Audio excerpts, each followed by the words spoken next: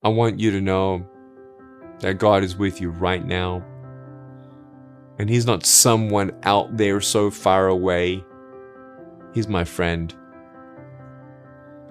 Jeremiah 29 verse 11 says, "For I know the plans that I have for you, declares the Lord. Plans to prosper you and not to harm you. Plans to give you hope and a future."